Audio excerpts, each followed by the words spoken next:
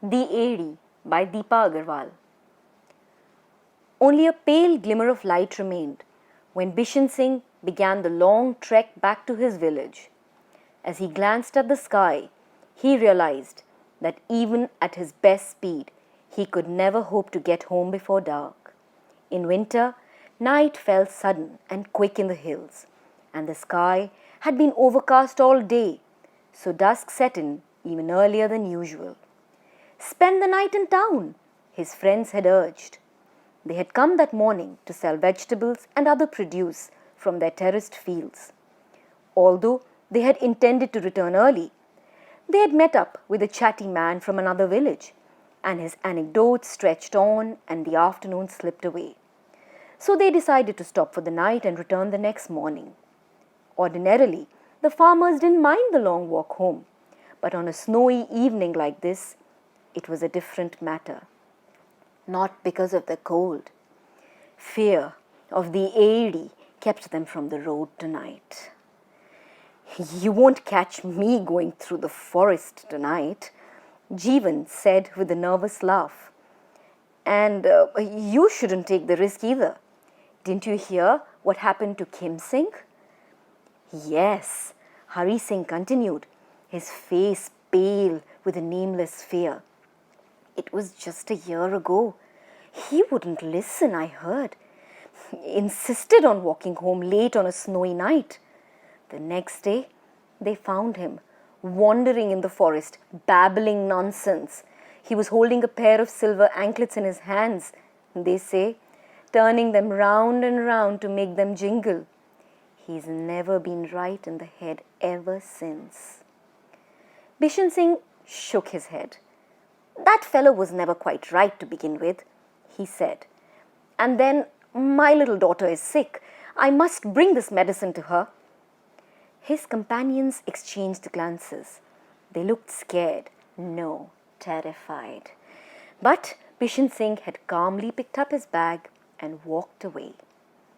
As he trudged up the sloping path that led to his village, Bishan Singh was sorry he'd lingered in town. Not that he was afraid like the others. It was all nonsense. Airi, the female ghost who appeared when the ground was covered with snow, people said, looked like just a normal woman. Only her Airis or heels were where her toes should have been. She was supposed to possess men's minds, turn them inside out. But Bishan Singh was never one for believing such stuff. All the same, he felt uneasy as he walked along. The sky was so shadowy and the tall trees looming beside the road so silent, so still. Apart from the occasional slither and crash of a mass of snow sliding to the ground, he heard no sound but the tramp, thud, tramp of his feet ringing loud and lonesome in his ears. To cheer himself up, he began to hum a tune. Soon he warmed up into a full-throated song. Bishan Singh was a good singer, much in demand at festivals and celebrations. He sang song after song, hardly noticing the growing darkness around him. Then he finally thought of switching on his old flashlight. Its dim yellow beam fell on a familiar landmark. He was almost halfway home. "It's ridiculous," he said aloud, "that the others should have been afraid. Have we ever seen an Airi in the forest?" He laughed so loud that the silent trees quivered with the sound. Suddenly, something made him go still. A jingle, so distant and soft that for a moment he thought it might be an insect. But when he heard it again, it seemed to have a metallic sound. Perhaps it came from the village below the road. The sound travelled far in the cold, crisp air. He began to hum as he tramped on. But then the noise came again, louder this time. Curious, Bishan Singh turned and ran the beam of his flashlight all around. But he saw nothing.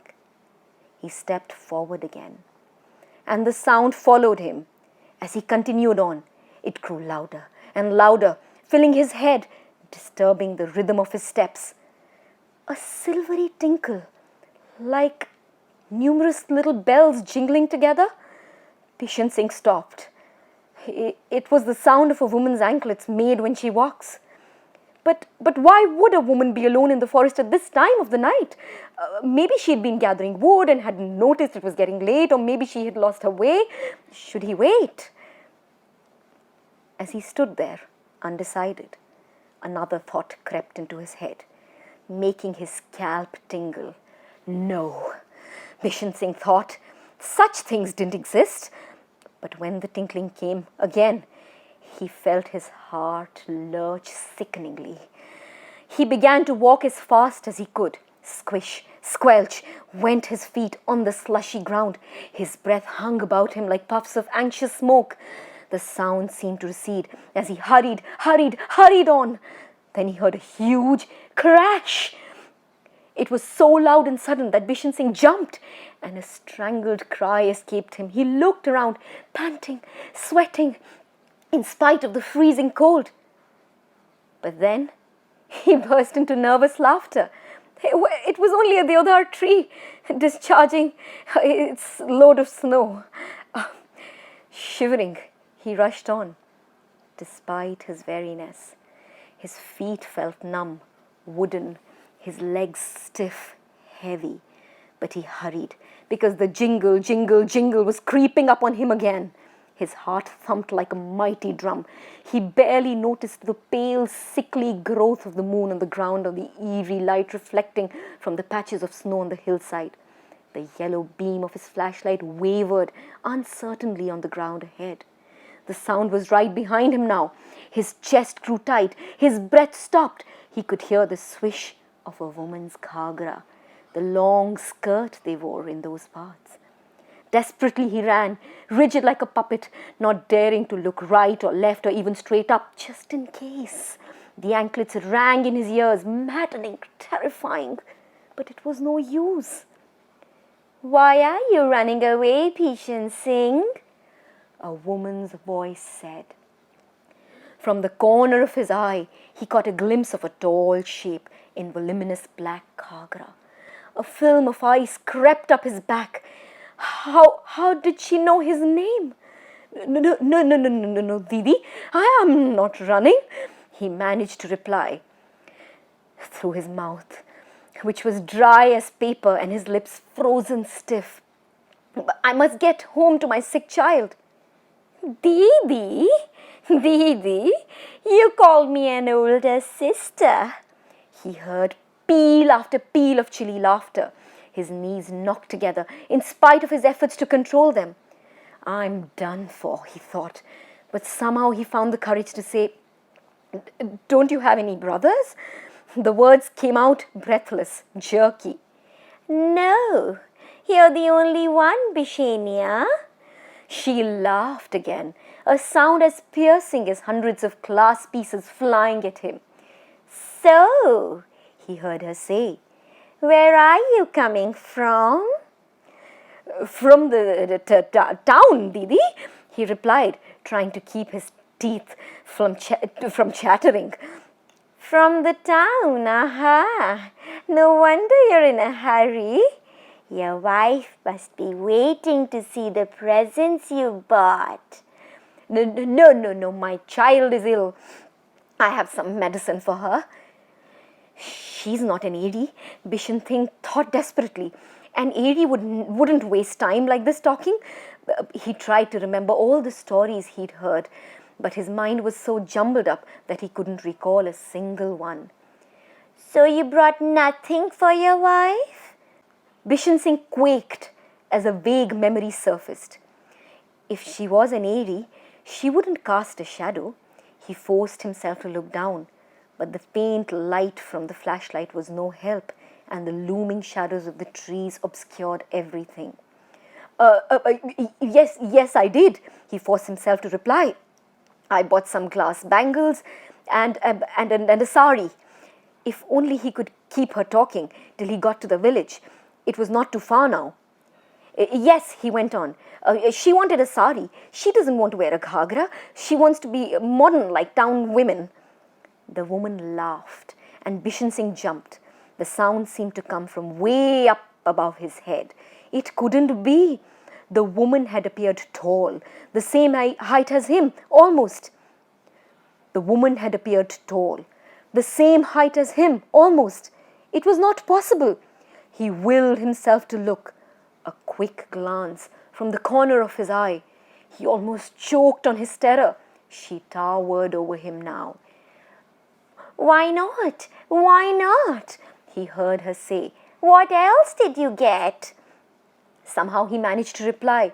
"Sweets, shoes for my son, toys, medicine for my daughter." And Airi could grow as tall as the tallest pine tree, he had heard. "And nothing for your Didi, huh?" Of course I did. I bought a sari for you too." Would that placate her? Save him? "A sari?" She whooped with fearful joy. "Give it to me." "All right." Bishan Singh's hands shook so badly as he fumbled in his bag that he thought he'd drop everything there. Where was the sari he'd bought for his wife? At last he pulled it out. A chilly hand touched his, and an awful cold numbed his bones. He shuddered as the beam of his flashlight slid down the expanse of the woman's ghagra. When it reached her feet, he saw a pair of heels where her toes should have been. His legs seemed to turn to stone, rooting him to the ground. He felt the sari being torn out of his hand with such a force that it dragged him along with it. Suddenly he jerked out of his stupor, turned on his heels and ran for dear life. "Bishania, wait! Bishania, wait! Wait!"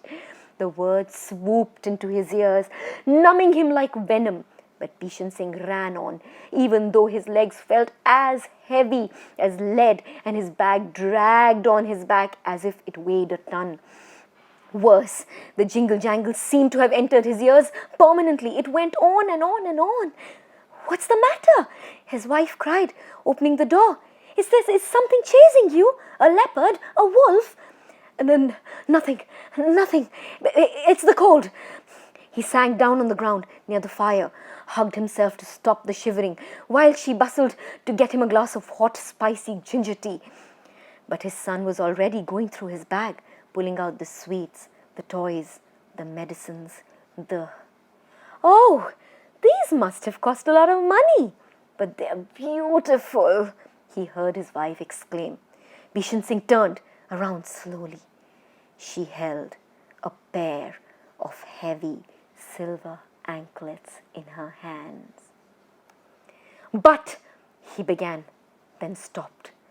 They looked old, and the little bells along the edges jingled faintly as his wife turned the anklets in her hands to show him. Bishan Singh froze, then burst into crazy laughter. The jingle, jingle, jingle grew louder and louder in his ears, shutting out even the sound of his own heartbeat. Some lucky impulse moved him to tear the anklets out of his wife's hands and fling them into fire.